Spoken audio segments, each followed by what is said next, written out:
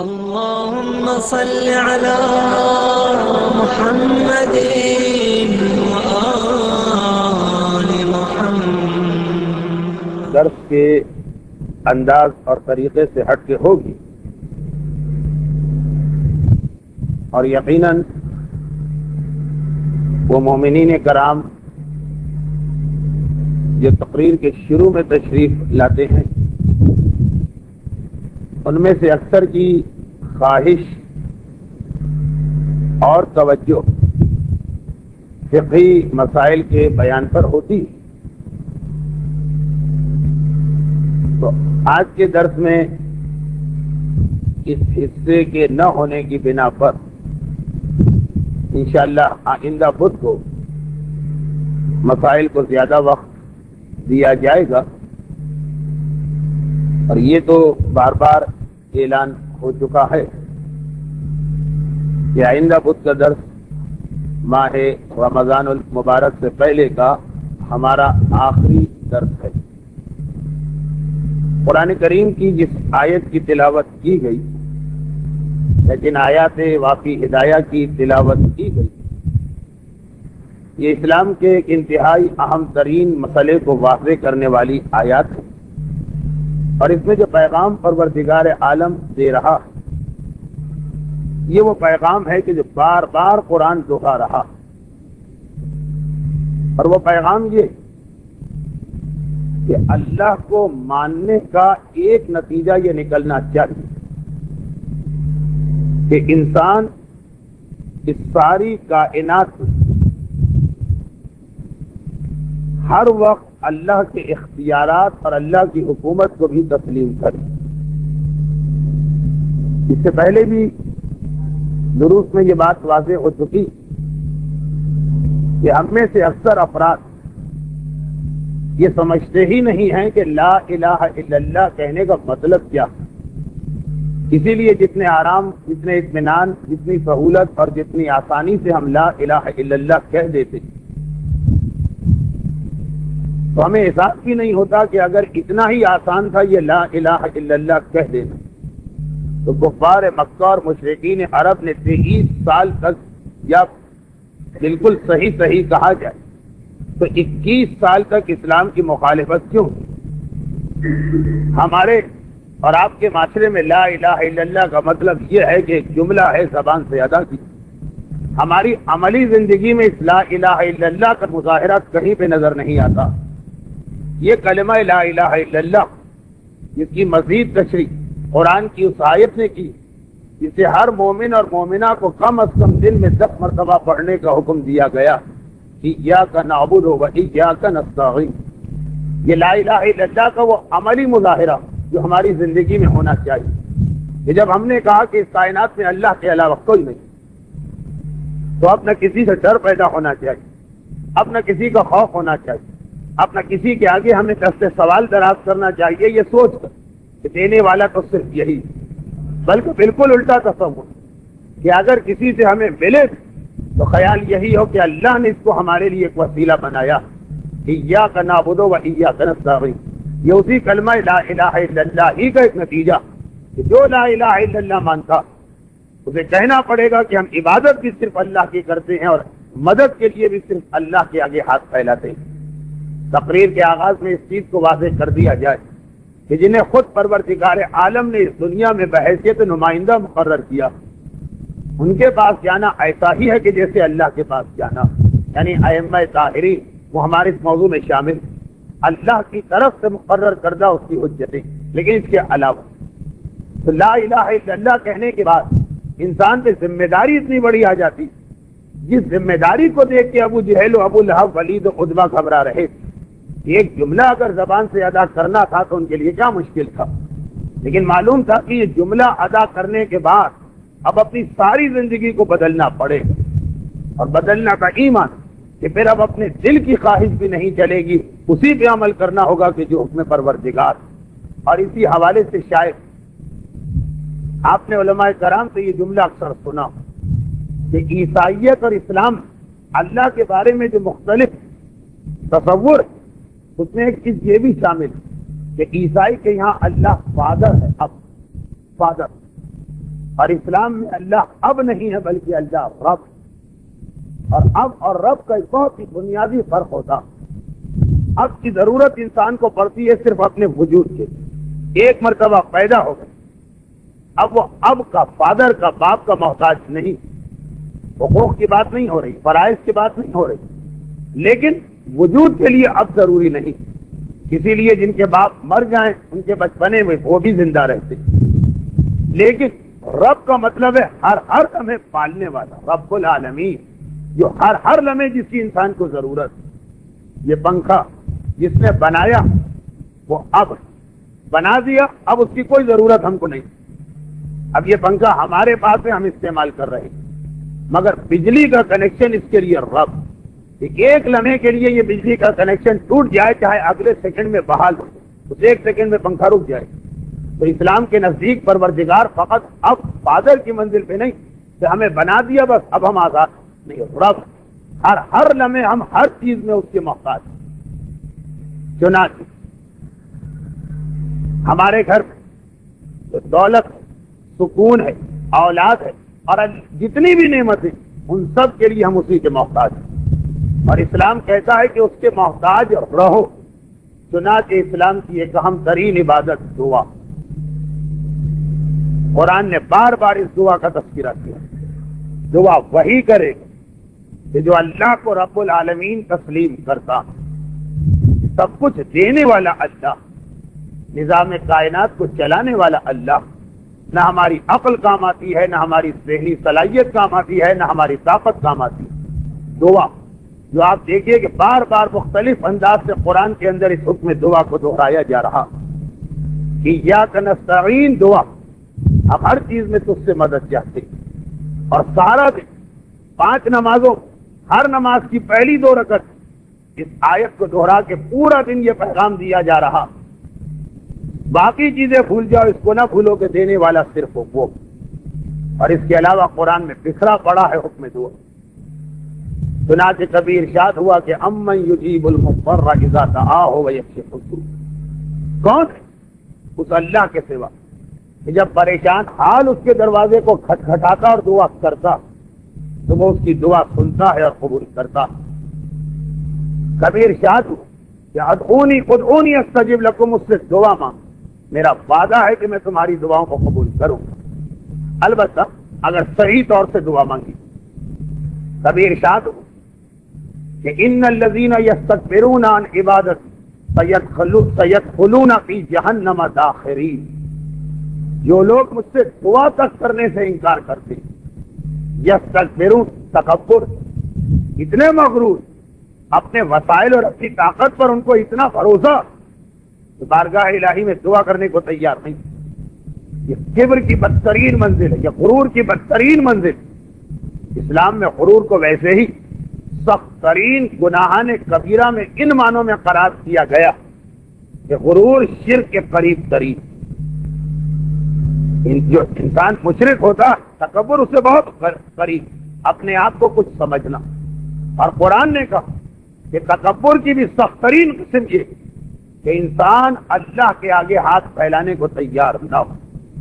ان الذین یستکبرون عن عبادت، وہ لوگ جو میری بارگاہ میں دعا تک کرنے کو تیار نہیں، سیدخلون فی جہنم، ان قریب انہیں جہنم میں داخل کیا جائے۔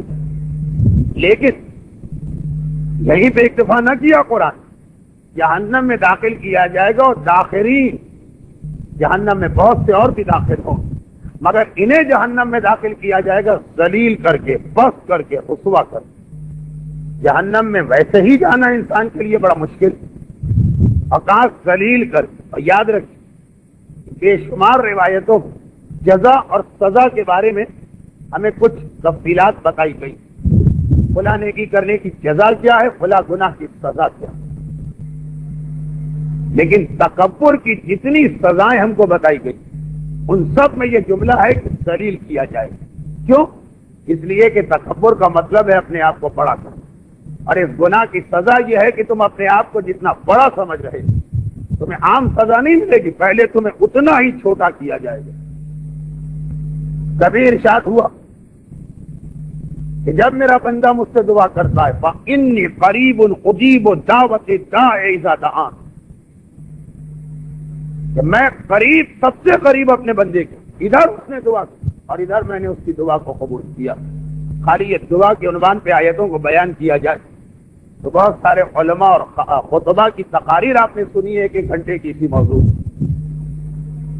اور اس کے بعد وہ ایک آیت آ جاتی، سورہ مبارکہ فرقان کی آخری آیت 77ویں آیت، جس کے اندر ایک عجیب اعلان پروردگار کر رہا، ان کے بارے میں بتا رہا ہے جن سے خدا اپنی نظر توجہ کو ہٹا لیتا۔ خدا رب العالمین، کائنات کا پالنے والا، جو مومن اور مشرک، جو منافق، کافر اور مسلمان، سب کو پالتا۔ حضرت ابراہیم کا واقعہ بڑا مشہور، کہ دسترخوان پر جب مشرک آ گیا اسے اٹھا دیا، اور خدا نے کہا ابراہیم اتنے سالوں سے ہم اس کو رزق دے رہے ہیں، لیکن قرآن نے ایک ایسے گروہ کا تذکرہ کیا کہ پروردگار عالم اعلان کر رہا کہ اب ہمیں بھی تمہاری پرواہ نہیں، ہم نے تمہیں چھوڑ دیا، ہم نے تمہیں نظر انداز کر دیا۔ وہ سورہ فرقان کی آخری آیت، قل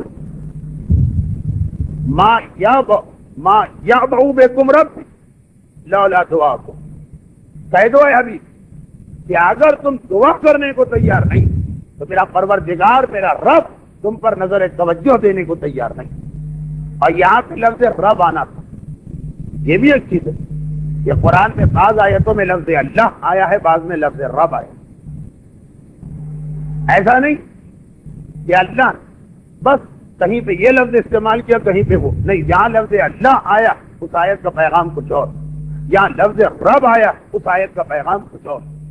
یہ بات رب کے حوالے سے ہوگی، رب ہر لمحے تمہیں پالنے والا، تم دعا نہیں کرتے تمہارا رب تمہیں چھوڑ دے، ما یعبؤ بکم ربی، میرے رب کو تمہاری کوئی پرواہ نہیں، پالنے والا، نعمتیں دینے والے، حاجتیں پوری کرنے والے، یہ مفہوم اللہ میں نہیں، یہ رب میں۔ میرے رب کو تمہاری کوئی پرواہ نہیں اگر تم میری بارگاہ میں دعا کرنے کو تیار نہیں۔ اور سورہ انعام کی 43ویں آیت میں یہ بھی بتا دیا ضمناً کہ وہ کون لوگ ہیں جو دعا سے لاپرواہ ہوتے، فرمایا فلولا اذ جاءہم باسنا تضرعوا، ارے کیا ہو گیا ہے ان لوگوں کو کہ اس وقت بھی دعا نہیں کرتے جب ہمارا عذاب آ جائے۔ ویسے تو مومن کی شان، مسلمان کی فطرت اور بندہ ہونے کا تقاضا یہ کہ ہر وقت اللہ کی بارگاہ میں دست دعا بلند ہونا چاہیے، لیکن ایک تو وہ ایکسٹریم کیس ہو گیا کہ واقعاً عذاب آ گیا، آفت میں آ گئے، پریشانی میں آ گئے، مصیبت میں آ گئے، فلولا اذ جاءہم باسنا تضرعوا، عذاب آنے کے بعد، آفت و پریشانی میں مبتلا ہونے کے بعد انہیں کیا ہو گیا ہے کہ یہ دعا نہیں کر رہے۔ خود قرآن نے کہا کیوں نہیں کر رہے، لیکن قست قلوبہم وزین لہم الشیطان ما کانوا یعملون، دو وجوہات، ان کے دل اتنے سخت ہو گئے، قست قلوبہم، وہی لفظ قست ہے جس سے اردو میں لفظ قصائی بنا، ان کا دل اتنا سخت ہو گیا، دل جب سخت ہو جاتا ہے تو آدمی دعا کرنے سے انکار کرتا، بس زین لہم الشیطان ما کانوا یعملون۔ اور دوسری خرابی کہ یہ جو کچھ کر رہے ہیں شیطان نے ان کے ان اعمال کو ان کے لیے بہت بنا سوار کے پیش کیا ہے، زینا، زینت دی، لہم الشیطان، اور شیطان نے ما کانوا یعملون۔ کیا مطلب اس جملے سے؟ مطلب یہ کہ ان کے کاروبار کو پرابلم ہو، بہت ان کو بھروسہ ہے کہ ہم سی اے ہیں اور آئی پی اے ہیں اور فلاں ہیں اور یہاں سے پڑھے وہاں سے پڑھے سامان لیں۔ شیطان نے ان کو ایک بھروسہ دیا کہ بھائی تم میں اتنی صلاحیت ہے کہ ابھی 19-20 میں آگے صحیح ہو جائے گا معاملہ، خاندان میں کوئی پرابلم ہے، کہا نہیں بھائی ہم معاملے کو سنبھال لیں گے، ہمیں بڑی صلاحیت، کنوینس کر لیں گے ہر ایک۔ وہ جو پریشانی اور آفت کا زمانہ آتا، وہ قرآن کہہ رہا ہے زینا لہم الشیطان ما کانوا یعملون، شیطان نے ان کے لیے زینت دے دی ہے کہ تم میں بڑی طاقت ہے، تم اپنے مسئلے کو حل کر لو، کیا ضرورت ہے کسی اور کے سامنے ہاتھ پھیلانے کی۔ اب کیا اتنا ڈائریکٹ نہ ہو، لیکن قرآن کہہ رہا کہ مصیبتوں میں بھی تو دعا کرنے کو تیار نہیں، دو وجوہات سے، ایک ان کو اپنے آپ پہ اتنا بھروسہ شیطان کی طرف، اگرچہ ماہرین نفسیات کہتے کہ سیلف کانفیڈنس یا خود اعتمادی ایک اچھی صفت، مگر اسلام کہتا ہے کہ جب اس کا سلسلہ اللہ کی ذات سے ملا کہ اللہ کی وجہ سے ایک انسان کو بھروسہ ہو، اور اگر اپنی عقل اپنی طاقت، تو دیکھ لیجئے شہید دستغیب شیرازی کی کتاب گناہ کبیرہ کی جلد اول یا شرک کی بحث کی، وہاں یہ لکھا ہے کہ دنیا کا ایک اصول کہ جو آدمی اپنے آپ کو جس چیز کو ماہر سمجھتا آخر میں اسی میں وہ مار کھاتا۔ چنانچہ بڑا مشہور محاورہ ہے انگریزی کا بھی اور اردو کا بھی کہ ہمیشہ وہی ڈوبتا ہے کہ جو تیراک ہوتا، جو اپنے آپ کو ماہر سمجھتا ہے سوئمنگ کا کہ مجھ جیسا ماہر کوئی نہیں ہے، وہی آخر میں جا کے ڈوبتا۔ اور علم طب کا تو ایک مانا ہوا مسئلہ جو پرانے حکما جالینوس بخارات سب کے بارے میں تحقیق کی ہے کہ وہ جس چیز کے اسپیشلسٹ تھے اپنے زمانے میں آخر میں اسی بیماری میں آ کے ان کی موت ہوئی۔ وہ یہی اللہ دکھاتا ہے کہ دیکھو یہ ساری چیزیں دیکھا، صلاحیت دینے والے بھی ہم، جب چاہیں گے ہم تم سے چھین لیں گے۔ چنانچہ ماہر سے ماہر آدمی بھی کہتا کہ پتہ نہیں اس موقع پہ کیا ہوا، کیسا میری عقل پہ پردہ پڑ گیا۔ یہ عقل کا پردہ نہیں ہے، یہ اللہ کی طرف سے وارننگ۔ لیکن میرا موضوع کچھ اور، تو قرآن نے یہ بھی کہا کہ اگر پریشانیوں میں بھی اللہ کو نہ پکارو تو اس سے زیادہ بدتر انسان کوئی نہیں۔ مسلسل حکم دیا جا رہا ہے دعا کرو دعا کرو دعا کرو۔ اور آج کا دور آپ حضرات کو اندازہ نہیں ہو، اس لیے کہ آپ حضرات دور سے چیزوں کو دیکھتے ہیں، لیکن کچھ ایسا ہم لوگوں کا اپنا شعبہ اور فیلڈ کہ ہمیں معلوم کہ اس آدمی سے لے کے جس کے گھر میں اگر آج رات کی روٹی ہے اور اسے نہیں پتا کہ کل میں اپنے بچوں کو کیا کھلاؤں، تو اس وقت معاشرے کروڑ پتی لوگ سب کسی نہ کسی پرابلم اور پریشانی میں مبتلا۔ ہم سمجھتے ہیں کہ یہ بھیک منگا ہے، یہ تو پریشان، تو فلاں کا اتنا بڑا بنگلہ ہے ڈیفینس اور کلیکٹر، اور فلاں کے اتنا بڑا کاروباری ادارہ، اور فلاں جہاں 1 روپے کی ضرورت ہے وہ 1000 کا نوٹ پھینک سکتا ہے، اسے کیا پرابلم ہو۔ لیکن نہیں، ہمیں پتہ ایسے لوگ زیادہ آتے ہیں اپنے مسئلے لے کے، اور ان کے مسئلے بھی اتنے ہی بڑے ہوتے ہیں کہ اس بیچارے کا مسئلہ جس کو یہ پتا نہیں کہ کل اپنے بچوں کو کیا کھلائے گا، 25 روپے دے دو اس کے لیے خوشی ہو جاتی، اس کا مسئلہ بھی دور کرنا اتنا ہی بڑا ہوتا۔ اسی لیے آج کل آپ دیکھیں پاکستان اس قسم کے بہت سے ادارے کھلتے چلے جا رہے ہیں مغربی دنیا کی پیروی، کہ جہاں یہ پیسے والے جاتے ہیں اپنے ذہنی سکون کے لیے، اگر کہ اسلام نے دعا کی صورت میں پہلے ہی اس کا طریقہ بتایا تھا۔ تو دعا جو عام حالت میں بھی افضل ترین عبادت، آج کا جو ماحول بن چکا مادیت کا ماحول کہ جب ہر آدمی کسی نہ کسی طرح پریشانی میں، اس میں بھی لوگ دعا کو تیار ہیں۔ اب یہاں پہ ایک بات آتی ہے کہ ہو سکتا ہے کہ کچھ لوگ کہیں کہ نہیں ہم تو دعا کرتے، دعاؤں میں ناکامی ہی کی وجہ سے تو ہمارا دعا پر سے اعتقاد اٹھ رہا۔ اس سلسلے میں گزارش کرنا، یہاں سے آج کا موضوع شروع ہو رہا، اور وہ یہ کہ فقط دوا لے لینا کافی نہیں جب تک کہ صحیح طریقے سے دوا نہ لی، تو دعا کرنا کافی نہیں ہے جب تک کہ صحیح طریقے سے دعا نہ کی جائے۔ اب دوا اگر آپ نے کی، ہر دوا کا مثلاً ایک ڈوز ہوتا، دن میں اتنی مرتبہ اور اس وقت اس کو لینا، اس کی آپ مخالفت فائدے کے بجائے نقصان ہو۔ ہر دوا کی ایک تاریخ، ہر دوا کی ایک ڈیٹ ہوتی، اگر اس ڈیٹ کے ایکسپائر ہونے کے بعد اس دوا کو آپ استعمال کریں تو فائدے کے بجائے نقصان کا بھی امکان۔ اگر دعا کا ان مثالوں کے ذریعے سے سمجھانا تو ممکن نہیں، لیکن کچھ ذہن میں تصور آ جائے۔ ہمارا سب سے بڑا پرابلم یہ کہ دعا کو ماننے والے، دعا پر اعتقاد رکھنے والے، وہ بھی یہ نہیں جانتے ہیں کہ یہ دعا کس طریقے سے کی جائے گی تو یہ سارے فائدے ملیں گے جو قرآن کا اعلان۔ قرآن نے وہ جو کہا دعا کرو میں قبول کروں، قرآن نے وہ جو کہا کہ امن یجیب المضطر اذا دعا ویکشف السوء، میں تمہاری پریشانی دور کروں، قرآن نے وہ جو کہا فإنی قریب اجیب دعوت الداع اذا دعان، تم دعا کرو میں تمہارے قریب ہوں اور اسی کے قریب ہوں کہ تمہاری دعا قبول کرنا۔ قرآن نے وہ جو کہا کہ جو دعا نہیں کرتا تو میں بھی اس کو چھوڑ دیتا ہوں، یعنی جو دعا کرتا ہے تو میں اس کو اپنی پناہ میں لیتا ہوں۔ یہ سب وعدے کیوں پورے نہیں ہو رہے؟ یا تو ہم ایکسپائری ڈیٹ کے بعد دعا مانگتے ہیں، اور یا پھر ہم صحیح دعا نہیں مانگتے۔ چھوٹی سی اس کی مثال، 15 شعبان کی شب جب شب 15 شعبان کا لفظ استعمال ہوتا تو شرعی اور دینی اصطلاحات میں ہمیشہ شب سے مطلب دن سے پہلے والی رات، چنانچہ شب 15 شعبان کا مطلب ہو کہ جب 14 کا دن پورا ہو جائے اور جو مغرب ہمارے سامنے آئے وہاں سے شب 15 شعبان شروع ہو جائے، یعنی رات پہلے آئے گی 15 شعبان کی، پھر اگلے دن سورج نکلے گا تو وہ 15 کا دن شروع ہوگا، شب 15 شعبان، جو مثلاً اس وقت پاکستان کے کیلنڈر کے حساب سے کل رات آنے والی، یہ ان راتوں میں سے ایک جن کو اللہ نے بنایا ہی دعا کے، اس کا مقصد ہی دعا، ہمارے اور آپ کے ایک ہاتھ بھر کے فاصلے پہ یہ رات، کتنے لوگ جو اس رات سے صحیح معنوں میں فائدہ حاصل کرتے ہیں۔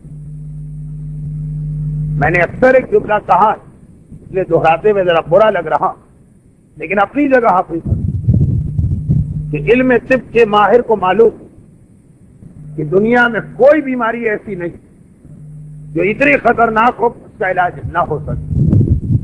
سارا مسئلہ ہے کہ وقت پہ بیماری کو پکڑا نہیں جاتا ہے، اس کی تشخیص نہیں کی جاتی، جو بیمار ہونے والا ہے وہ توجہ نہیں دیتا ہے وقت پر۔ چنانچہ جو 1 یا 2 روپے کی ٹیبلٹ سے جو بیماری دور ہو سکتی، وقت پہ توجہ نہ دینے کے نتیجے میں کبھی ہزاروں اور کبھی لاکھوں خرچ کر کے علاج ممکن نہیں ہوتا۔ کہا جاتا ہے بس اب درد کم ہو جائے گا آپ کا، لیکن اس کا اب علاج نہیں، اب پھر ایک منزل آتی ہے کہ وہ درد کم کرنے کی دوا بے اثر ہو جاتی ہے۔ ہم میں سے اکثر کی یہی حالت کہ پروردگار چند مخصوص راتیں سال میں مقرر کی کہ اس میں تو مجھے اپنے بندوں کی دعائیں قبول کرنا، ان راتوں سے ہم غفلت اور باقی 350 راتیں پورے سال کی جاگ کے گزارے، وہ فائدہ کبھی حاصل نہیں ہوتا۔ جو اصل کام کی رات، جو اصل دعا کی رات، جو اصل حاجتیں پوری ہونے کی رات، جو اصل مصیبتیں دور ہونے کی رات، وہ ڈیٹ تو گزر گئی، وقت کے بعد اب گاڑی تو نکل چکی، اب آپ پورا دن اسٹیشن پہ بیٹھے رہیے کہ 24 گھنٹے لگاتی تو گاڑی مل جائے گی، اس وقت 5 منٹ پہلے آ جاتے، ٹرین چھوٹنے سے تو آپ کو گاڑی مل جاتی، اب آپ 10 گھنٹے بھی یہاں بیٹھ جائیں وہ تو جو سواری تھی وہ نکل چکی۔ اللہ نے کچھ خاص راتیں سال میں رکھی دعا قبول ہونے کی، اور ان خاص راتوں میں 2 رات سب سے الگ بنائی، ایک کا نام شب قدر جو ماہ رمضان میں، اور ایک کا نام ہے شب 15 شعبان جو اس ماہ شعبان میں۔ شعبان کہ جس کے بارے میں ہی پروردگار نے یہ بتایا کہ یہ مہینہ کیوں بنایا گیا، عربی میں شعبان کا لفظ شعب سے بنا، شیب اور شعب، شیب اور شعب کے معنی ہے پہاڑوں کی گھاٹی، چنانچہ شیب ابی طالب تاریخ اسلام کی ایک بہت ہی مشہور جگہ، تو شیب یا شعب اس راستے کو کہتے ہیں کہ جہاں چاروں طرف پہاڑیاں، اور جب آدمی اس راستے سے زحمت اٹھا کے گزر جائے تو آگے پہ کھلا میدان آ جاتا ہے، آرام اور آسائش۔ صاحب ماہ شعبان کا مطلب کہ اس مہینے کو جو صحیح طریقے سے گزار دے، رمضان کے بعد جس مہینے کے سب سے زیادہ اعمال بتائے گئے وہ یہی رجب و شعبان، بس ذرا سی یہ زحمت برداشت کر تو گویا وہ پہاڑی گھاٹیوں سے گزرا، اور اب اس کے بعد اس کے سامنے کھلا میدان آنے والا۔ بلکہ ایک روایت میں یہ کہ شعبان اس گھاٹی کا نام کہ جس میں چلتے ہوئے ذرا زحمت، اس کے بعد خیر کثیر اور نعمت کثیر تمہارا انتظار کر رہی، اسی وجہ سے اس مہینے کا نام اللہ نے شعبان رکھا۔ ہر رات کے کچھ مخصوص اعمال، زحمت و پریشانی تو ہے لیکن اس کے بعد خیر کثیر تمہارا انتظار کر رہا۔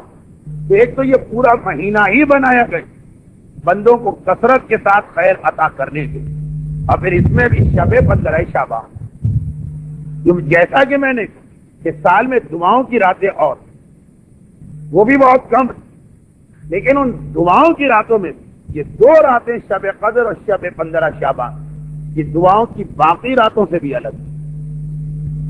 یہی وجہ کہ اس کی فضیلت کے بارے میں ہمارے پاس بے شمار احادیث آتی، اور ایک دو حدیثیں تو ایسی جو اس رات کی فضیلت ایمان سے ملا دیتی. ویسے مشہور ترین حدیث تو یہی کہ معصوم نے ارشاد فرمایا کہ جس نے اس پوری رات عبادت میں جاگ کے گزارا. جاگنا بیکار ہے اگر خالی پٹاخے پھوڑنے میں لگے رہے, گپ شپ میں لگے رہے, ادھر سے ادھر چکر لگانے میں رہے. عبادت کے عالم میں جاگ کے گزارا تو اللہ اس دن اسے آرام کی نیند سلائے جس دن ساری کائنات جاگ رہی ہوگی. وہ روز قیامت, وہ قیامت کا خوف, قیامت کا حوص, قیامت کی پریشانی کہ ماں اپنے بیٹے کو بھول جائے گی اپنی وجہ, اپنے مصائب کی وجہ. حساب و کتاب کا ایسا مرحلہ کہ بعض روایتوں میں ہے کہ انبیاء تک کے لیے اس وقت خوف کا عالم ہوگا اور جسم کانپ رہا ہوگا. اور اس وقت سب لوگ دیکھیں کہ بعض ایسے نیک بندے ہیں کہ بڑے آرام سے میدان قیامت میں سو رہے ہیں یا گاؤں تکیے سے ٹیک لگائے آرام کر رہے ہیں جب ساری کائنات ڈر رہی. معصوم کی روایت کے مطابق جسے شیخ صدوق نے جامع الاخبار میں نقل کیا کہ خوف کی وجہ سے اتنا پسینہ ہر ایک کے جسم سے نکلے 70 اونٹ اسے پی لے ان کی پیاس بجھ جائے گی, پسینہ ختم نہیں ہوگا. جو اردو محاورہ ہے کہ سورج سوانے پہ رہ جائے گا. لیکن کچھ لوگ بڑے آرام سے ہوں. گھبرا کے پوچھا جائے گا پروردگارا ساری کائنات کے مخلوق پریشان تو یہ ان کو یہ خصوصی سہولت کیوں دی گئی؟ کہا اس لیے کہ جب ساری کائنات سو رہی 15 شعبان اور شب قدر کو اس وقت یہ زحمت اٹھا کے جاگ رہے, انہوں نے زحمت اس وقت برداشت کر دی. چنانچہ اب ان کے آرام کا وقت آیا. ذرا سوچیں یہ ایک رات سال میں اور شب قدر کی 3 راتیں یہ جاگ کے گزارنے کی کیا زحمت ہے قیامت کی زحمت کے مقابلے. لیکن پہلی بشارت تو یہ دی گئی کہ جس نے 15 شعبان کی رات عبادت کے عالم میں جاگ کر گزاری. البتہ لفظ عبادت عرفی, اس کا مطلب یہ نہیں کہ مغرب سے لے کے فجر تک 1 سیکنڈ میں انسان مصلی سے نہ ہٹے, یعنی رات کا اکثر حصہ عبادت میں گزرے. اس کے لیے یہ چھوٹی زحمت, بلکہ قیامت کو دیکھیں تو نہ ہونے کے برابر زحمت, قیامت میں آرام. یہ 15 شعبان کی فضیلت میں پہلی حدیث ہمارے سامنے آتی. مجھے معلوم کہ ہمارے معاشرے میں جاگنے کا رواج, مگر کیسا جاگنا یہ سن. اسی 15 شعبان کے بارے میں ایک اور حدیث آتی جس میں امام معصوم یہ ارشاد فرماتے ہیں کہ یاد رکھ اس رات کو پروردگار عالم نے قسم کھائی یا قسم کھاتا, یعنی ہر سال 15 شعبان شروع ہوئی رات اور اللہ نے اسی وقت قسم کھا کے اعلان کیا کہ آج جو میرے پاس دعا کے لیے آئے کوئی خالی ہاتھ واپس نہ جائے سوائے اس کے کہ اس کی دعا گناہ کی دعا. پھر کچھ اور لوگوں کا ایکسپشن کیا گیا, وہ انشاءاللہ اس کے بعد کی حدیث. لیکن اعلان یہ کہ آج ہر ایک کو عطا ضرور کیا جائے. اور معصوم نے کہا اسی حدیث میں یہ بھی یاد رکھو کہ اللہ نے شب قدر بنائی اتنی فضیلتوں والی رات, اور وہ ہمارے جد رسول خدا کو دے اے حبیب یہ تیری رات, اور شب 15 شعبان بنائی اور وہ ہم آل محمد کو دے کہ اے گروہ معصومین یہ تمہاری رات. تو جو رسول کا مقام ہے ساری کائنات وہ شب قدر کی منزلت ہے ساری کائنات, اور جو ہمارا مقام ہے ساری کائنات وہ 15 شعبان کا مقام ہے سارے سال. دیکھ معصوم نے 15 شعبان کی فضیلت کو اپنی فضیلت سے ملا دی. یہ جو رسول ساری کائنات میں حیثیت رکھتا وہ گویا سال کی 360 راتوں میں شب قدر کی حیثیت, مگر ہمارا عقیدہ کہ رسول کے فوراً بعد آل رسول کا مقام بس کہا کہ یہ ہماری رات ہے اور اس کو سال کی تمام راتوں پہ وہی فضیلت حاصل جو ہمیں اللہ کی تمام مخلوقات پہ فضیلت حاصل. اس کے بعد ہمارے پاس معصوم کی ایک تیسری حدیث آتی,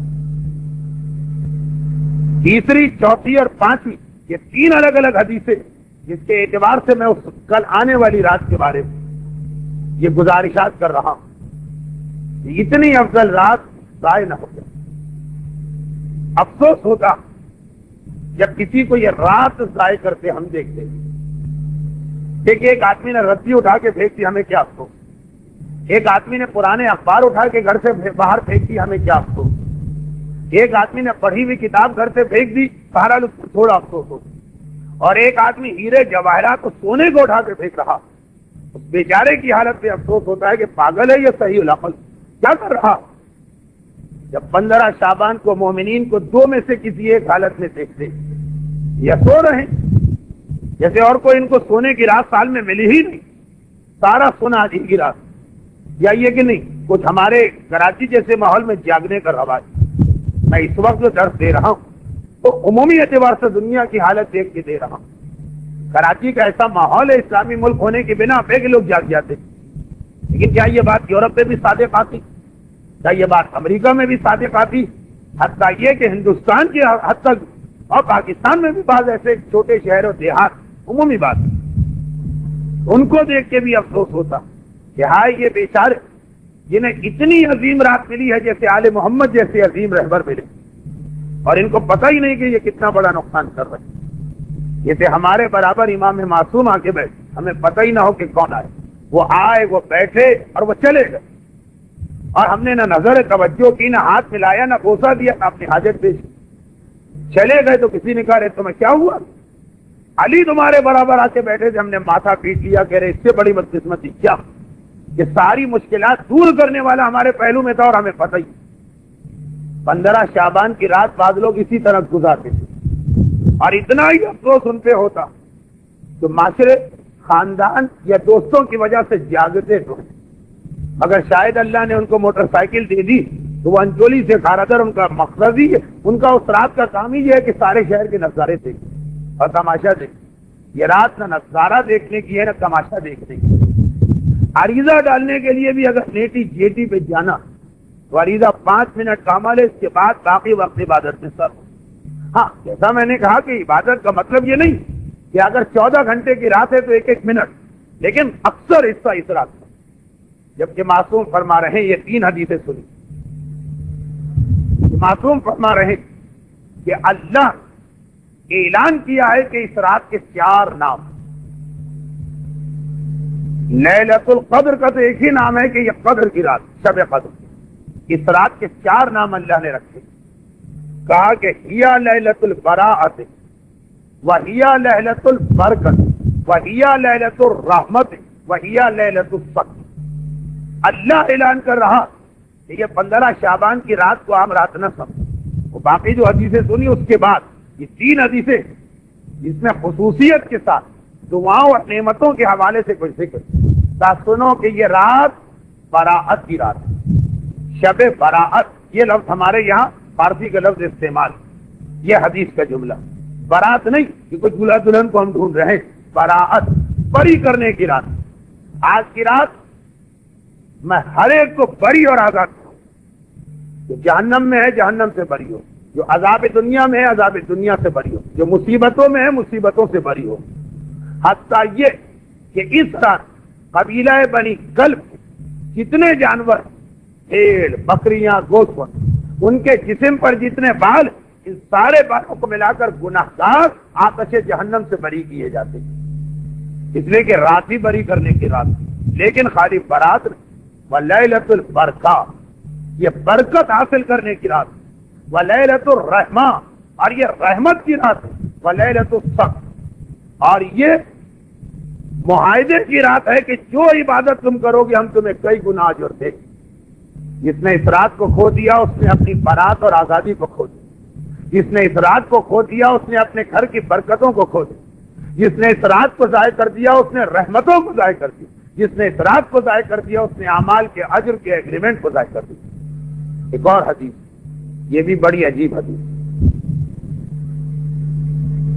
مفاتیح الجنہ میں شیخ عباس قمی نے اس حدیث کو لکھا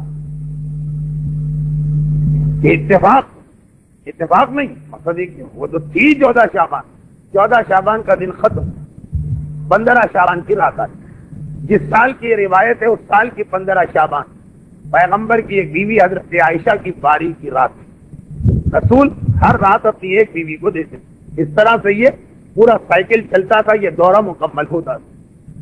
یہ شیخ عباس قمی کی روایت مفاتی تو یقیناً کل آپ دیکھیں، یہ روایت بھی اس میں نظر آئی کہ حضرت عائشہ کہتی ہیں کہ رات آئی، تھوڑی دیر کے بعد ہم لوگ سو گئے. پرانے زمانے میں عشاء کے بعد لوگ سو جاتے, میں سو گئی. آدھی رات کے قریب میری آنکھ کھلی تو میں نے دیکھا کہ بستر رسول خالی. بے اختیار میرے دل میں خیال پیدا ہو کہ کہیں ایسا تو نہیں کہ باری میری ہے, رسول کہیں اور چلے گئے. میں نے چادر کو اوڑھا اور رسول کی تلاش میں نکلی. اب یہ حجرے اتنے قریب قریب ہیں, مثلا اسی ایک ہال میں 12 حجرے, کہیں رسول نظر نہ. پریشانی کے عالم میں واپس آ تو میں نے دیکھا کہ رسول اس وقت اپنے حجرے میں جو حضرت عائشہ کے حجرے سے ملا ہوا. اب میری نگاہ پہلے اس لیے نہیں پڑی کہ رسول نے اپنے آپ کو جسم سے اتنا, اپنے جسم کو زمین سے اتنا چپکا دیا جیسے کپڑا زمین پہ رکھ دیا گیا. اب سجدے کے عالم میں وہ دعا پڑھ رہے ہیں جسے شیخ عباس قمی نے منتہل مفاتیح اعمال شب نیمہ شعبان میں درج کیا. خیر وہ دعا جو اپنی جگہ. پھر میں نے دیکھا کہ ایسا لگا کہ یہ سجدہ مکمل ہوا, رسول کا سر اٹھ رہا. تیزی سے دوڑ کے واپس اپنے بستر پہ آ کے دیکھی, رسول بھی آ گئے. اب کیونکہ میں بڑی تیزی سے آئی تھی کہ کہیں ایسا نہ ہو کہ رسول مجھے دیکھ لیں کہ میں ان کے پیچھے پیچھے ہوں, تو سانس بہت تیز تھی, چڑھی ہوئی تھی. رسول میرے بستر کے قریب آئے, ایک جملہ کہا کہ تم نے یہ بدگمانی کیوں کی؟ یاد رکھو کہ آج کی رات اتنی عظیم ترین رات کہ آج کی رات 3 اہم ترین مسئلے تو حل ہونا ہی. لوگوں کی روزی کا مسئلہ. سارا سال لوگ آتے ہیں کہ مولانا پتہ نہیں کاروبار میں کیا ہو گیا, پتہ نہیں رزق میں کیا ہو گیا, پتہ نہیں کس نے جادو وادو کر کے ہمارے رزق کو بند کر دیا. اس نے کچھ کیا یا آپ نے وہ رات ضائع کر دی جب اللہ آپ کی روزی کو لکھ رہا تھا. اور اسی رات میں موت کا فیصلہ ہوتا. موت جو ہر آدمی کو قبول کرنے کے لیے تیار تو رہنا چاہیے, لیکن اپنی جگہ بعض مجبوریوں کی بنا پہ انسان, چھوٹے چھوٹے بچے میں مر گیا تو ان کا کیا ہوگا؟ اگرچہ اللہ ہے دیکھنے والا, مگر اس خیال کو اللہ نے برا نہیں سمجھا. فیصلہ آج ہو رہا. اور حج جو اپنی جگہ اتنی اہمیت رکھتا کہ شب قدر اور شب نیمہ شعبان دونوں میں پروردگار نے شوق دلانے کے لیے کہا کہ حاجیوں کا فیصلہ ہو رہا. ہم دیکھتے ہیں کہ اسلام آباد میں کیا ہو رہا ہے. قرآن نازل میں پروردگار کہتا ہے کہ اصل چیز شب نیمہ شعبان. رائے عائشہ یہ 3 اہم ترین مسئلے آج حل کیے جا رہے ہیں, گویا جس نے اس رات کو ضائع کر دیا. اب میں بار بار لفظ سونا اس لیے نہیں لانا چاہتا کہ ہمارے ماحول میں لوگ اس رات کو جاگتے ہیں تو سمجھیں گے کہ حدیث ہم سے متعلق نہیں. ضائع کر دی. جاگ کے بھی بہت سے لوگ ضائع کرتے ہیں. اس نے اپنی روزی کا دروازہ خود بند کیا. ویسے تو سال میں جب کبھی دعا مانگے اللہ قبول کرے گا, لیکن آج تو مسئلہ یہ تھا کہ اللہ لکھ رہا تھا کتنی روزی اور انتظار کر رہا تھا کہ آدمی کتنی روزی مانگتا. آج ہی ہماری توجہ اس طرف نہیں. ہاں بینک کی نوکری مانگیں گے وہ کبھی نہیں ملے گی, اس لیے کہ وہ حرام والی دعا. لیکن حلال و پاکیزہ رزق آج ہی اللہ عمر کا فیصلہ کر رہا تھا, اور آج ہی اللہ حج کا فیصلہ اس طرح کر رہا, لکھا نہیں ہے, ابھی انتظار کر رہا ہے کچھ بولے گی. یہ چیز تینوں چیزیں اس نے کھو دی جس نے آج کی رات گپ شپ سیر و تفریح میں گزار. اور ایک آخری حدیث جس کے بعد میں اس حصے پہ آتا ہوں جو میرے اعتبار سے ان تمام کے بعد ہر ایک کے ذہن میں پیدا ہونا چاہیے. اور آخری حدیث تو بڑی عجیب. انسان کا جسم واقعا کانپ اٹھتا جب پروردگار کا یہ اعلان سنتا. یہ یاد رکھیے کہ شب 15 شعبان معصومین کی مانند رات. تو کبھی ایسا ہوتا کہ بعض چیزیں شب قدر میں بھی نہیں, شب نیمہ شعبان میں. جیسے ایسے واقعات ہیں کہ رسول نہیں, بعض چیزیں رسول کی اولاد کے حوالے سے پروردگار نے لوگوں کے لیے قبول کی. معاذ اللہ درجے کی بات نہیں, لیکن ایک کبھی طریقہ ہوتا ہے چھوٹوں کے ذریعے کوئی چیز عطا کرنے. اپنے گھر میں بھی آتی کبھی اس کا آتی کہ بجائے خود دینے کے پسند کرتا ہے کہ اپنے چھوٹے بچے کے ذریعے سے چیز دلوائے. اب حدیث کا جملہ آ گیا. کیا جملہ ہے کہ اللہ اعلان کرتا کہ سارا سال بندے اپنی حاجتیں پیش کر کے انتظار کرتے کہ میں کیا کرتا ہوں, کیا کارروائی ہوتی. حاجت ہم پیش کرتے ہیں, اب انتظار کرتے. اور آج کی رات میں رحمت برکت اور نعمت کے سارے دروازے کھول کے میں انتظار کرتا ہوں کہ کون مانگنے والا آ رہا ہے اور کون لینے والا آ رہا ہے. سارا سال ہم انتظار کرتے, دعا تو کر, وہاں آسمانوں پہ کیا فیصلہ ہو. کل کی رات ایسی رات آئے خدا انتظار کرے گا, نعمت کے خزانے بھی کھول دی, برکت کے خزانے بھی کھول دی, اور رحمت کے خزانے بھی کھول دی, اور انتظار ہے کہ ہے کوئی آنے والا جو آ کے مفت لے گی.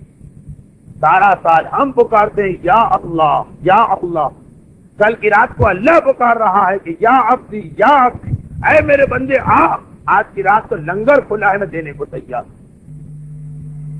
اگر اس رات کو کسی نے ضائع کر تو وہی باقی ساری رات انتظار, باقی سال کی ساری راتیں انتظار کی رات.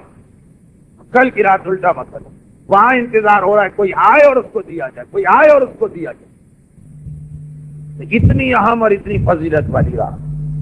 لیکن ہاں وہ اصول اپنی جگہ کہ ما من عام الا وقد خصا, کے ہر حکم کچھ لوگوں کو نکال دیا جاتا, استثناء ہوتا, ایکسمپٹ ہوتے. وقت کی کمی اور موضوع کی طوالت کی وجہ سے صرف 2 حدیثیں پیش کروں گا. ایک قاعدہ ہے, 2 حدیثیں ہیں. ایک حدیث میں ہے, ایک تو خاص شب برات کی حدیث. یہ ساری حدیثوں کے بعد معصوم نے فرمایا مگر 14 گناہگار ایسے کہ اللہ ان کی دعا کو شب برات بھی قبول نہیں کرتا. جس رات کے بارے میں اللہ اعلان کر رہا کہ آج میں انتظار کے عالم میں بیٹھا ہوں, ہر وہ چیز دینے کے لیے جو بندہ مانگنا چاہتا ہے. ایک رات جاگ کے زحمت اٹھاؤ, سارا سال سو دو, اور ایک رات سو جاؤ, سارا سال پریشان رہو. رزق کا مسئلہ, دشمن کا مسئلہ, اولاد کا مسئلہ, بیٹیوں کی شادی کا مسئلہ, ہزاروں مسئلے. ایک رات جاگ کے اپنے سارے مسئلے حل کرا دو, سارا سال آرام کرنا. یا ایک رات تمہیں بہت نیند آ رہی ہے, یا شاید پہلی مرتبہ یہ سارے دوست تمہیں ملے ہیں کہ ان کے ساتھ وقت گزار دو, نتیجے میں سارا سال ٹکریں مارنا پڑے. بات بدل جائے گی جب اللہ دیکھنے والا, اور جب ہم جا رہے ہیں اور دروازے بند ہیں, ہمیں کھلوانا, وہ تو حدیث کا جملہ در اجابت کھلوانا پڑتا. لیکن 14 گناہگار آج کی رات یعنی شب برات دعا قبول نہیں. رابی نے گھبرا کے پوچھا مولا وہ کون سے 14؟ کہا نمبر 1 مشرک. کافر و مشرک والا نہیں, مسلمانوں میں جو شرک کا ارتکاب کر رہے ہیں. شرک ایک تو اللہ کی ذات میں, وہ تو کوئی مسلمان نہیں کرتا, لیکن شرک خدا کے افعال میں, شرک خدا کی صفات میں. اس کی تفصیل میں جاؤں گا, ایک پوری الگ تقریر ہو جائے گی. تفصیل اس کی ملاحظہ کرنا ہے تو وہی گناہان کبیرہ شہید دست غیب شیرازی پہلی جلد کا پہلا ہی گناہ شرک تفصیل آتی. یہ مشرک سے مطلب وہ والا مشرک نہیں, حدیث تو مسلمان مومن کے بارے میں. کا نمبر 1 مشرک, نمبر 2 جادوگر, نمبر 3 کاہن, جن آتے ہیں اور روحیں آتی ہیں اور غیب کی خبریں دیتا, نمبر 4 زانی, نمبر 5 شراب. 14 میں سے پہلے 5 وہ, یہ اکثریت اطمینان کا سانس لے گی کہ الحمدللہ ہم اس میں سے نہیں. لیکن اس کے بعد جو آ رہے ہیں, نمبر 6 چغل خور, ادھر کی بات ادھر, ادھر کی بات ادھر. اور اس سے بڑا چغل خور کون ہوگا جو اسی شب برات کے اندر یہ عمل کر رہا ہو. نمبر 7 کینہ پرور. ہم لوگ معصوم نہیں, ایک کی ذات سے دوسرے کو, دوسرے کی ذات سے تیسرے کو تکلیف پہنچتی. سلو صفائی ہو گئی مگر پھر بھی دل میں انتقام کا جذبہ یا دشمنی لے کے بیٹھے. خاندانوں میں اکثر ایسے واقعات ہوتے. کینہ پرور. نمبر 8 عاق والدین. اگرچہ عاق والدین بدترین گناہ, مگر شب برات کی حدیث میں اس کو 8ویں نمبر پہ بتایا, اسی لیے کہ اس سے پہلے والے گناہ کو بھی انسان اہمیت دی کہ امام نے جسے آنکھ سے پہلے ذکر کیا ہے وہ کتنا بڑا گناہ. نمبر 9 قاطع رحم, جو رشتہ دار کا حق ادا نہیں کرتا. نمبر 2 حسد کرنے والا. ہم پہلے 5 میں تو نہ, الحمدللہ نہ شرک ذات ہے, نہ شرک صفات ہے, نہ شرک افعال. کاہن نہیں, الحمدللہ شراب زنا سے بچی, مگر حسد, چغلی, والدین کی بے احترامی, لیکن یہ بھی اس کے بعد آئے.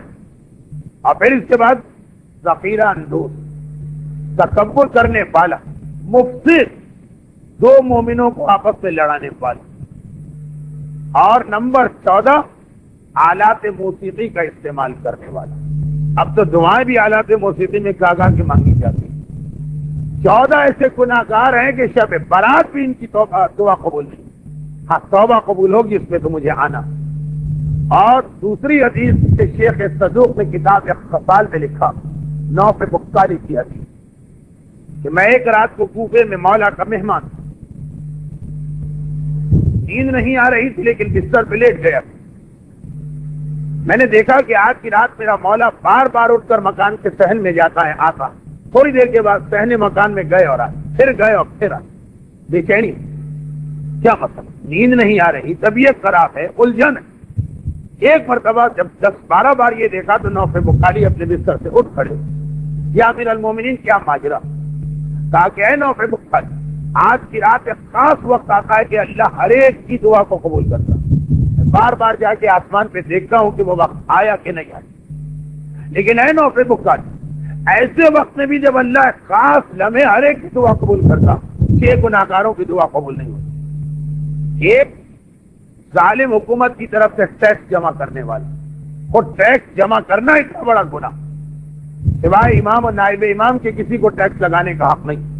نمبر 2، حکومت کا جاسوس جو مومنین کی جاسوسی کر کے رپورٹ ظالم کو پہنچاتا. 3 اور 4 پھر وہی کا ڈھول بجانے والا اور تمبورا بجانے والا. 5 اور 6 بھی پہلی حدیث میں آ گیا، کینہ پرور اور مسلمانوں کو لڑانے والے. اب یہیں پر اسی لیے اس ساری گفتگو کے بعد اب خلاصے کی منزل پہ آئی کہ اتنی عظیم اور فضیلت والی رات جو معصوم کی طرح سے حیثیت رکھتی ہے پورے سال، جس میں خدا ہر دعا نہ صرف قبول کر رہا بلکہ انتظار کر رہا ہے کہ کوئی دعا مانگے. اس رات کے 15 اعمال ہیں جو شیخ عباس قمی نے مفاتی میں لکھے، لیکن ان اعمال سے پہلے کا ایک عمل اور جو اس حدیث کی وجہ سے میں سنا رہا ہوں، وہ کیوں نہیں لکھا شیخ عباس قمی؟ وہ اس لیے نہیں لکھا کہ وہ لکھنے کی ضرورت ہے. اعمال لکھے، یہ دعا مانگو، یہ نماز پڑھو، یہ نہیں لکھا ہے کہ اس سے پہلے وضو کرو، یہ لکھنے کی ضرورت ہی نہیں. جب نماز کا حکم آ گیا تو وضو آٹومیٹک. تو سب سے پہلا عمل جو کل رات کو ہونا چاہیے وہ یہ ہے کہ خلوص دل کے ساتھ سب سے پہلا عمل توبہ ہونا چاہیے. اس لیے کہ کہیں ایسا نہ ہو کہ ہمیں بھی نہیں پتا ہو اور ہمیں 20 گناہگاروں میں سے ہوں کہ جن کی دعا قبول نہیں ہوتی. تو اگر ہیں بھی خدا نخواستہ تو ساری دعائیں بعد میں مانگے، پہلے توبہ کر کے اس رکاوٹ کو دور کر دیں جو ہماری دعا کے لیے رکاوٹ ہے. یہ اگرچہ ہر رات کا مسئلہ، لیکن شب قدر میں تو شروع میں ہی 70 مرتبہ استغفر اللہ واتوب الیہ پڑھتے ہیں، لیکن دعا کے طریقے سے. وہاں ہر ایک کو گنتی کی اتنی فکر ہوتی ہے کہ پتہ ہی نہیں ہوتا کہ ہم کیا کریں. 70 اور 100 کا عدد جب آتا ہے تو ہمارے بدقسمتی کے ذہن پہ عدد سوار ہوتا ہے. 33 ہو گئے، 35 ہو گئے، 40 ہو گئے، کتنے دانے رہ گئے، کتنی انگلیاں ہو گئی، مر کیا رہے ہیں یہ پتہ ہی نہیں. توبہ کو جادو منتر نہیں، استغفر اللہ توبہ کرنا، لیکن یہ ذہن میں لا کے کہ کون کون سے گناہ میں کر رہا ہوں.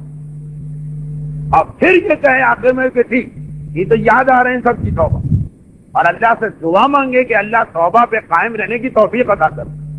یہ مسئلہ بھی انسان کی طاقت سے باہر. مگر اس کے بعد یہ بھی کہ جو گناہ یاد نہیں آ رہے ان کی توبہ پھر، یعنی یہ جملے کے ساتھ کہ ہاں اور جو گناہ میرے ذہن میں بھی نہیں ہے خدا بندہ انہیں بھی معاف کر، مگر بغیر کسی تصور کے کہ استغفر اللہ کا مطلب اپنے پورے ماضی کو ذہن میں لے کے آؤ اور استغفر اللہ کہہ دیں، وہ اسی لیے بیکار ہو جاتا. اور یہاں پہ ایک بات یہ بھی یاد دلاتی ہے کہ اسلام کا اہم ترین عمل توبہ، مشکل ترین عمل توبہ، آسان ترین عمل توبہ. مشکل ترین اپنی وجہ سے کہیں ہی نہیں جاتا ہے کہ ہم کیا گناہ کر رہے ہیں.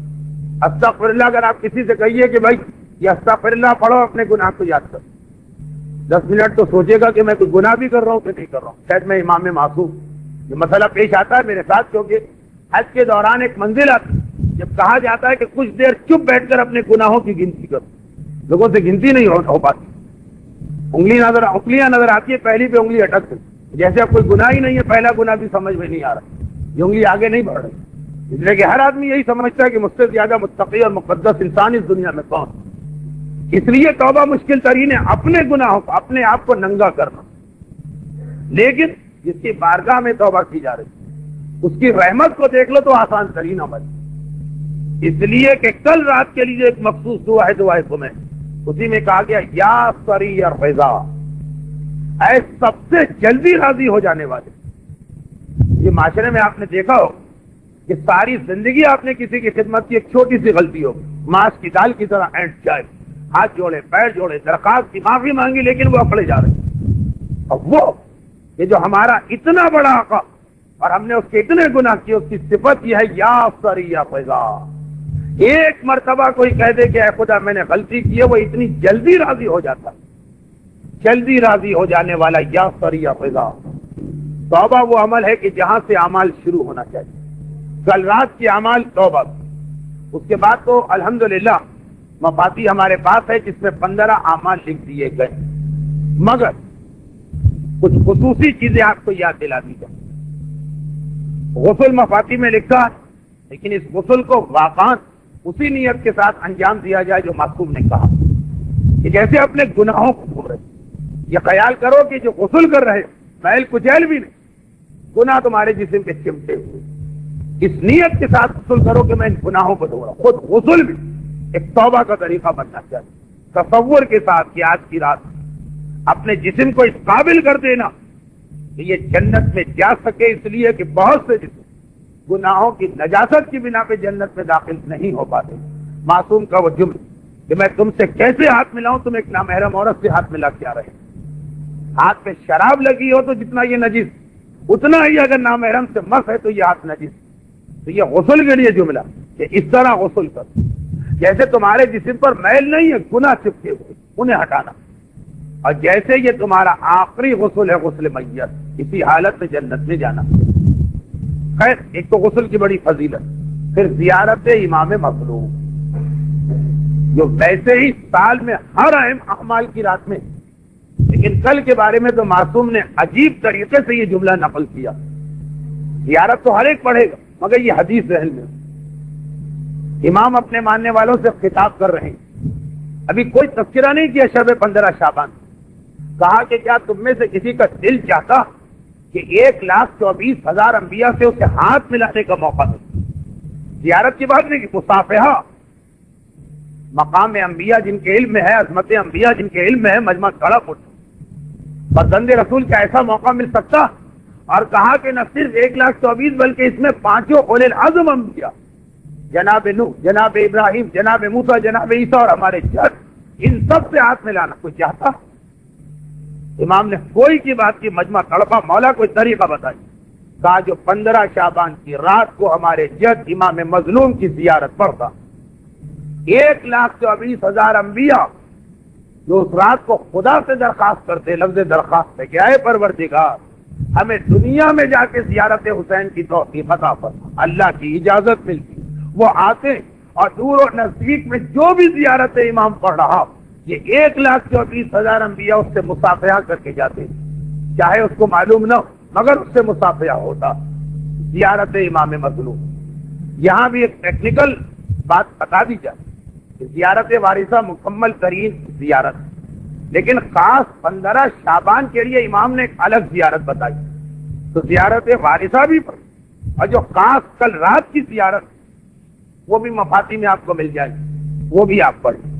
یہ زیارت امام مظلوم انتہائی اہمیت۔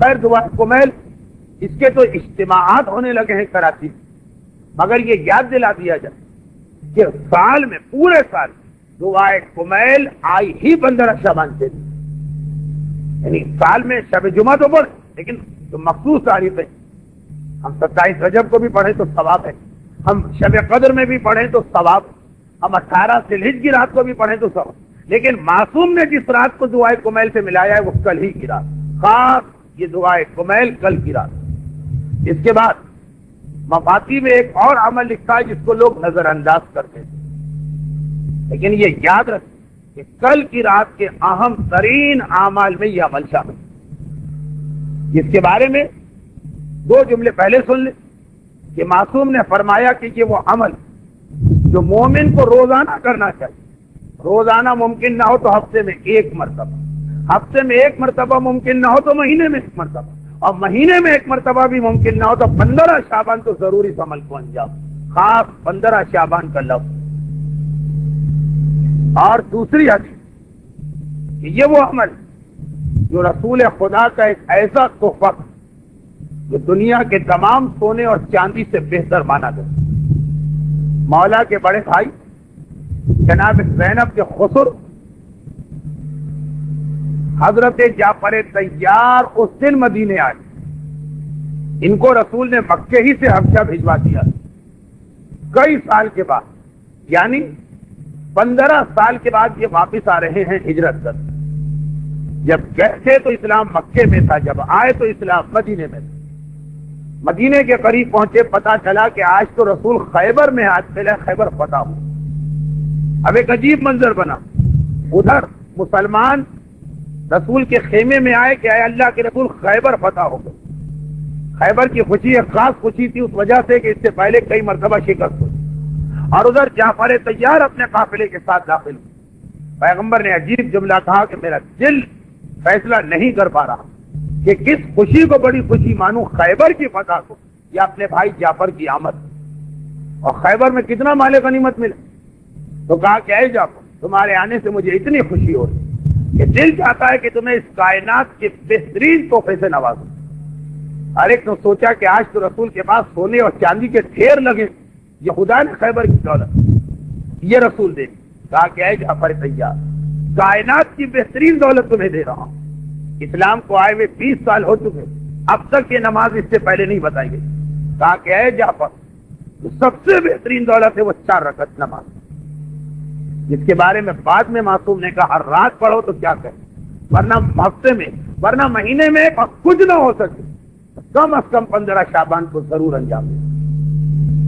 نافلہ روز و شب کے بعد اسلام کی جتنی سنت نمازیں, ان میں سب سے زیادہ تاکید نماز جعفر طیار کی.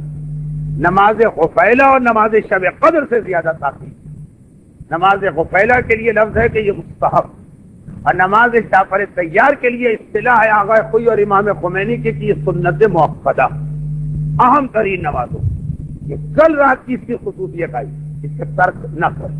نماز جعفر طیار جو 4 رکعت نماز ہے مگر 2 رکعت کر کے پڑھی جاتی ہے, یعنی ظہر کی طرح نہیں بلکہ 2 فجر کی طرح. البتہ اس فرق کے ساتھ کہ اس کی ہر رکعت میں جو باقی نماز پڑھنا ہے وہ پڑھے. 75 مرتبہ تسبیحات اربع پڑھنا پڑتی ہے, سبحان اللہ والحمد للہ ولا الہ الا اللہ واللہ اکبر. 75 پہلی رکعت میں, 75 دوسری رکعت 150. دوسری دفعہ یہ نماز شروع کی, 75 پہلی اور 75 دوسری, 150 اور 150. وہ 75 بھی اکٹھا نہیں. الحمد اور سورے کے بعد اگر رکوع میں جانا نہیں جائے. سورہ ختم کی آپ نے انا انزلنا کا, یہ قل واللہ کا 15 مرتبہ تسبیحات اربع پڑھ. پھر رکوع میں گئے, رکوع کی دعا کے بعد 10 مرتبہ تسبیحات اربع پڑھ. بلکہ اگر تسبیحات پڑھ رہے ہیں تو رکوع کی دعا کی بھی ضرورت نہیں. سمع اللہ کہہ کے کھڑے ہوئے پھر سجدے میں گئے, سجدے کی دعا نہ پڑھے, 10 مرتبہ سبحان اللہ والحمد للہ ولا الہ الا اللہ واللہ اکبر. اٹھ کے بیٹھے استغفر اللہ کے ساتھ 10 مرتبہ. دوسرے سجدے میں گئے 10 مرتبہ. پھر اٹھ کر بیٹھے بحول اللہ کہنے سے پہلے بیٹھے 10 مرتبہ. تو 15 مرتبہ رکوع سے پہلے, 10 مرتبہ رکوع میں 25, 10 مرتبہ سمع اللہ کے ساتھ 35, 10 مرتبہ پہلے سجدے میں 45, 10 مرتبہ استغفر اللہ کے ساتھ 55, 10 مرتبہ دوسرے سجدے میں 65, اور 10 مرتبہ دوسرے سجدے سے اٹھ کر کھڑے ہونے سے پہلے 75, اور دوسری رکعت میں تشہد سے پہلے. انتہائی تاکید آئی ہے اس نماز کی شب نیمہ شعبان, اسے ترک نہ کیجیے. اگرچہ مفاتی میں ہے لیکن اکثر لوگ نماز جعفر طیار کو نظر انداز کر دیتے ہیں, اور بس باقی تو اعمال مفاتی میں ہے. صرف ایک آخری گزارش سن لی, اور وہ یہ کہ جب آپ نے اتنی فضیلت سنی اس اعمال شب نیمہ شعبان, ہر چیز لے لو. دولت چاہیے تو دولت لے لو, رزق حلال چاہیے تو رزق حلال لے لو, دشمنوں سے حفاظت چاہیے تو وہ مل رہی, خاندانی جھگڑوں سے نجات چاہیے تو وہ حاضر, ذہنی سکون چاہیے تو وہ حاضر, کسی کی شادی کا مسئلہ ہے تو وہ حاضر, اولاد کا مسئلہ ہے تو وہ حاضر. ہر نعمت کل تمہارے لیے, اور سب کو مانگو. دعاؤں میں کنجوسی کرنے کی ضرورت نہیں, البتہ جو سب سے اہم دعا مانگو, چاہے شروع میں, چاہے بیچ میں, چاہے آخر میں, وہ یہ کہ جب ساری نعمتیں مانگ رہے تو اتممت علیکم نعمتی، جسے خدا نے اپنی سب سے بڑی نعمت قرار دیا، ظہور امام کی دعا ضرور کرنا، کیونکہ کل کی رات انہی کی ولادت کی رات، اور یہ خیال کر کے کہ کل کی رات ولادت امام کی رات، جتنے بھی اعمال مفاتی میں لکھے، جس میں خصوصاً غسل، خاص 15 شعبان والی زیارت امام حسین علیہ الصلوۃ والسلام، دعائے کمیل، نماز جعفر طیار، اس کے بعد کچھ اعمال خاص اپنے امام زمانہ کے حوالے سے انجام،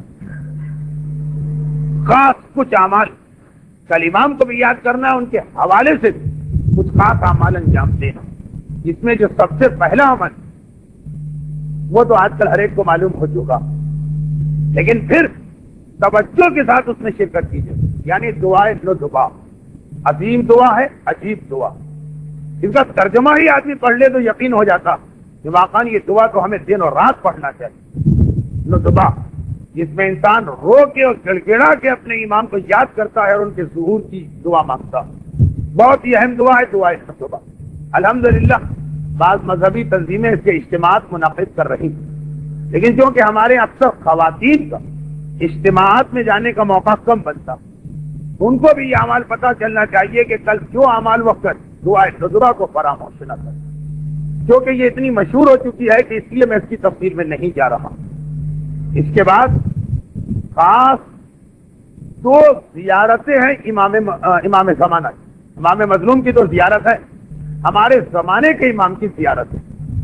اچھا، امام زمانہ کی بہت ساری زیارتیں کتابوں میں آئی، ہندوستان اور پاکستان میں امام زمانہ کا ذکر کم ہوتا رہا ہے طویل عرصے تک، تو کیا ہو، مراجع مجتہدین علماء اس موضوع پہ سب سے زیادہ قلم اٹھاتے رہے، بہت ساری زیارتیں، لیکن خاص الخاص جو 2 زیارتیں امام زمانہ کی وہ ہمارے یہاں کم پڑھی جاتی، جس کی سب سے زیادہ تاکید، ایک ہے وہ زیارت جو ان معنوں میں باقی زیارتوں سے ہٹ کر کہ اس میں بیچ زیارت میں امام آپ کی حاجتیں بھی پوری کرتے، یعنی زیارت کے بیچ میں رک کے اپنی حاجت پیش کرنا ہوتی، بہت ہی اہم زیارت، کیونکہ اس میں امام کی خدمت میں حاجت بھی پیش کرنا، اسی لیے بعض علماء نے اسے زیارت امام لکھا ہے، بعض نے اسے استغاثہ بحضور امام لکھا۔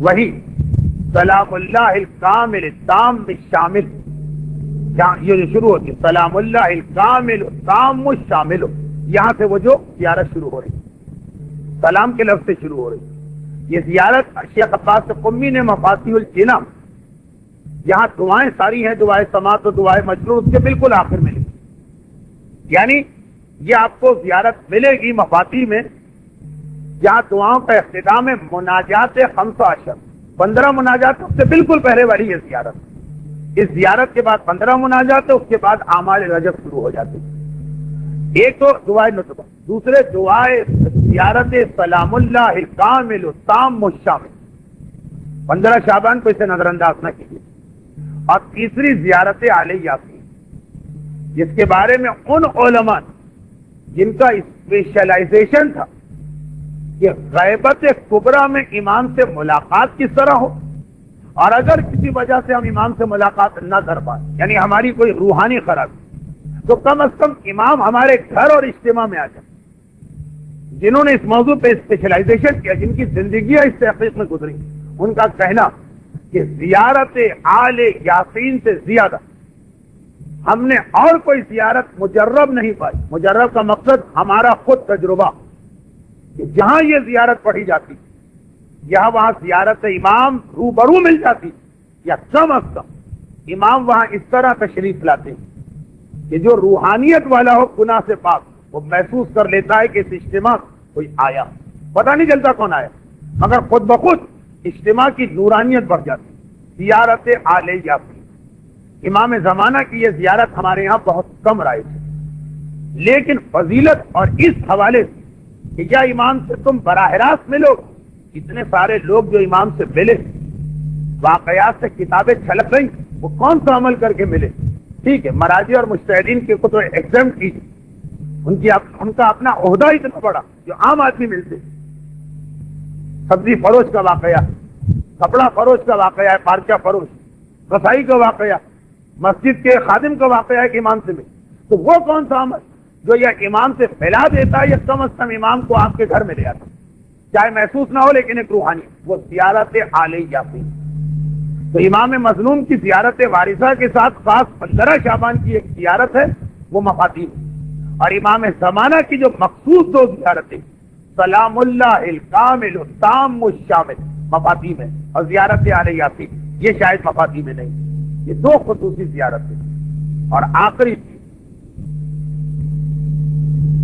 یہ ہمارے اس عقیدے کا بھی امتحان کہ ہم نے کیا امام کے وجود کا عقیدہ رکھا ہے کہ نہیں۔ دیکھیں یہ ایک الگ عقیدہ ہے کہ امام آئیں، یہ سارے مسلمانوں کا عقیدہ، مگر کیا اس وقت بھی امام ہیں یا چونکہ آئیں گے تو پیدا بھی بعد میں ہوں؟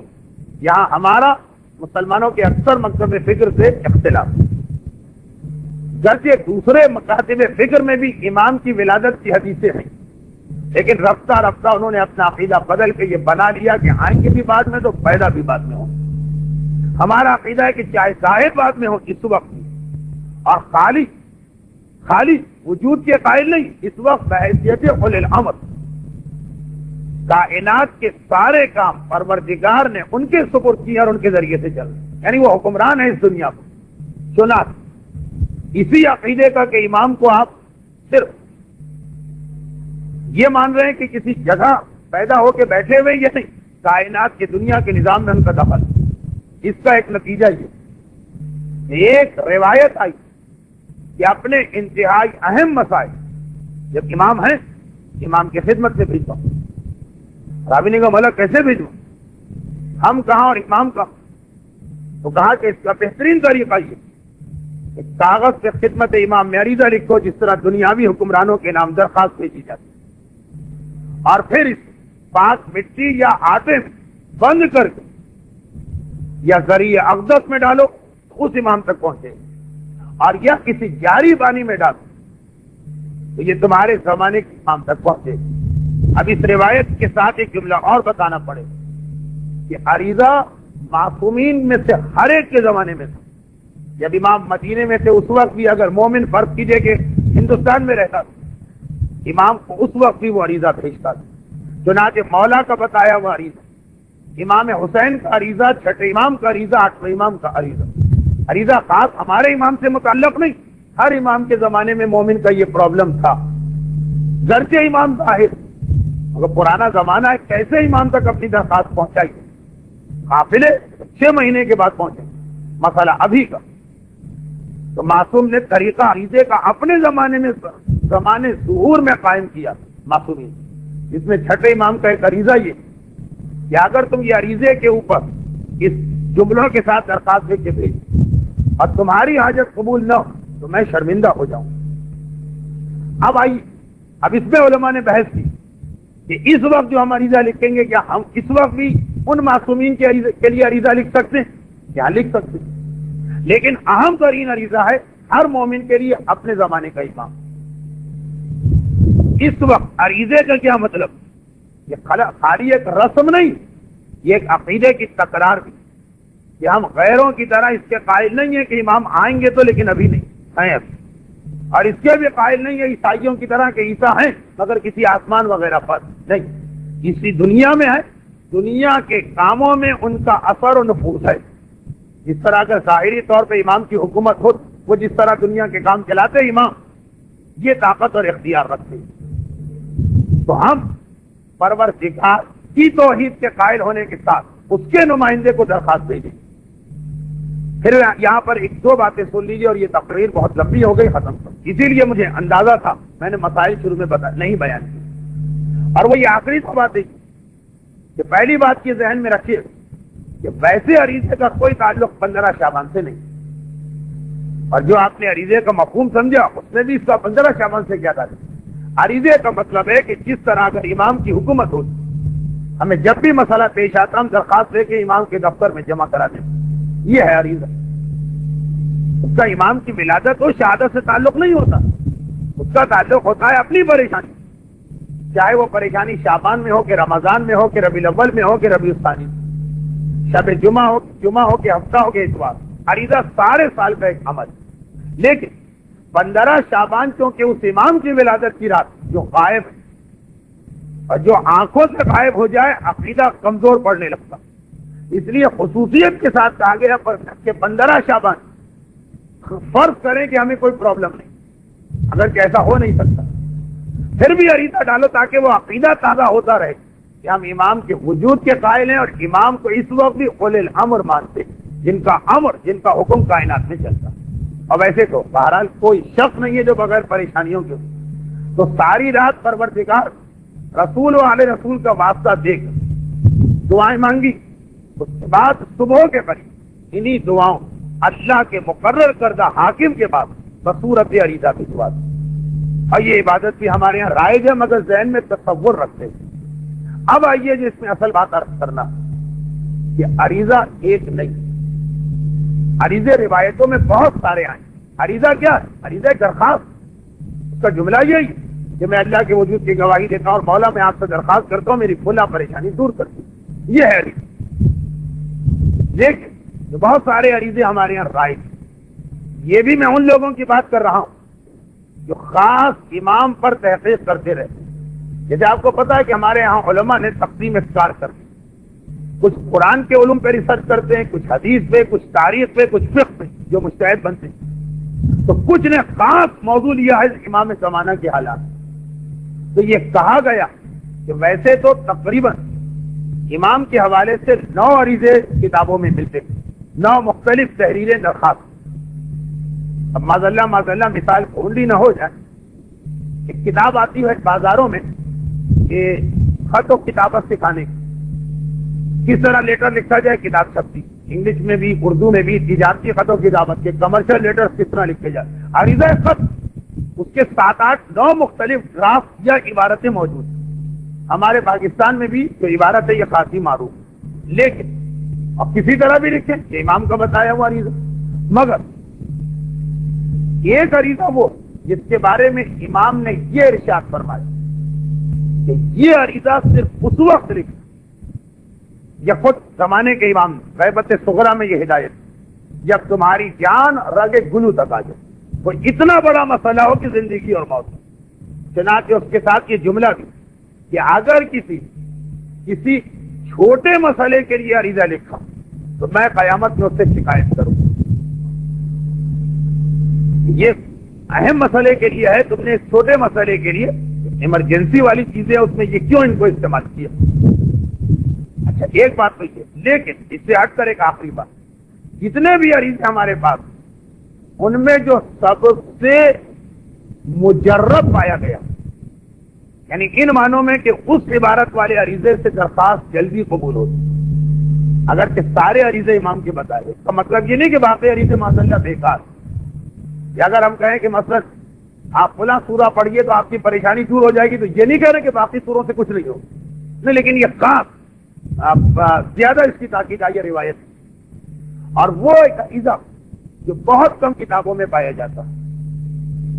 مرزا حسین نوری جو شیخ عباس قمی کے استاد، انہوں نے کتاب النجم الثاقب کی 6ٹھی حکایت اس عریضے کا تذکرہ کیا ہے امام کے حوالے سے، کہ امام نے فرمایا کہ یہ وہ عریضہ کہ جس عریضے کے ذریعے نہ صرف یہ کہ تمہاری حاجت جلد قبول ہوتی، بلکہ جو یہ عریضہ لکھتا، جب میں اس کے پاس جاتا ہوں اس کو دیکھنے، یہ وہ میرے پاس آتا ہے میری زیارت کر، یہ اس کے ساتھ ایک ضمنی فائدہ۔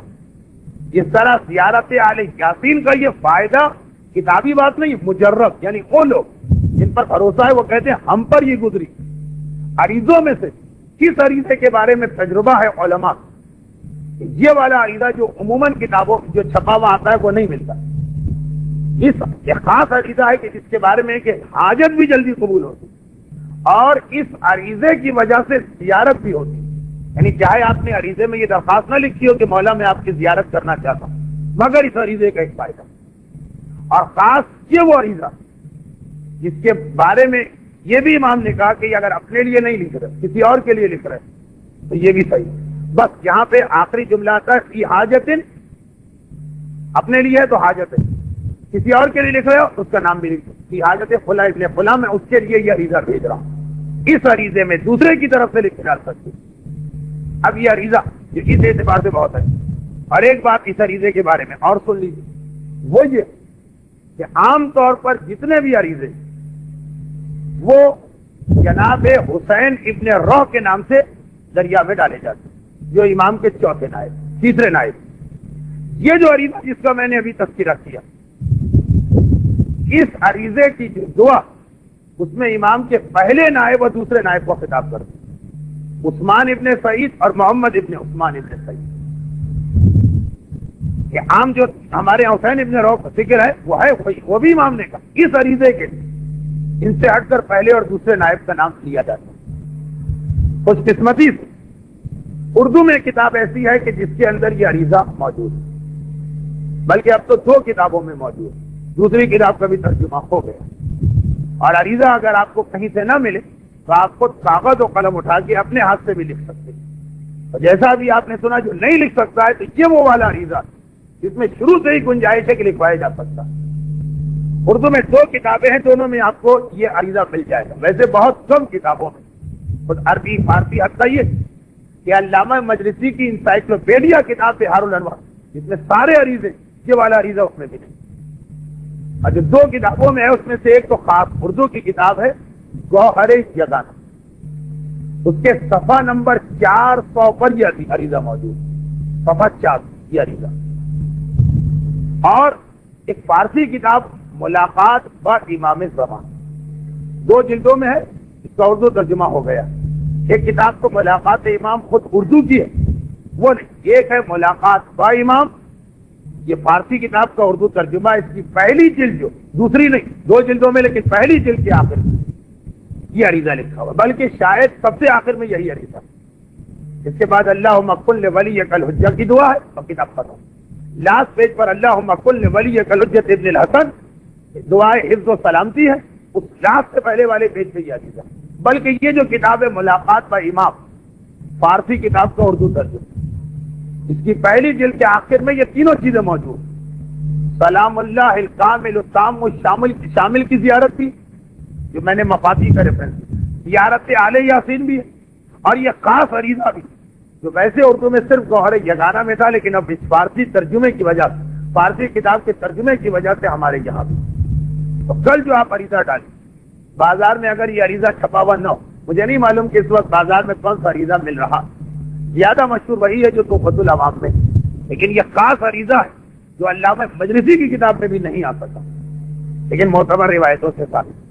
بلکہ جہاں تک مجھے یاد پڑتا تو ملاقات پر امام جو فارسی کتاب کا اردو ترجمہ، یہ تینوں چیزیں اور ان تینوں چیزوں سے پہلے ان کی جو فضیلت، اس میں آغا ابتہی کا اپنا بھی تجربہ لکھا، زیارت آل یاسین سے امام کی زیارت ہو جاتی ہے، اس عریضے سے حاجت بھی پوری ہوتی ہے، زیارت بھی ہوتی ہے۔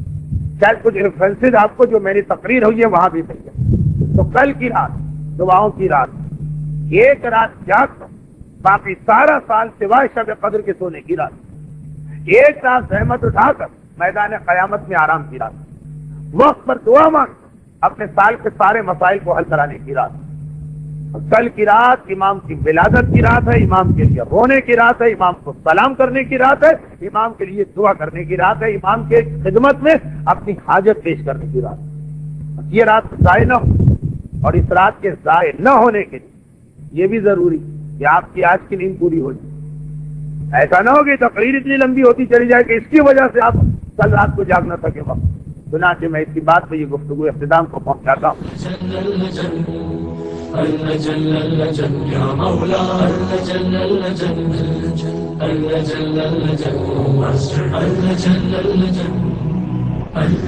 يا صاحب الزمان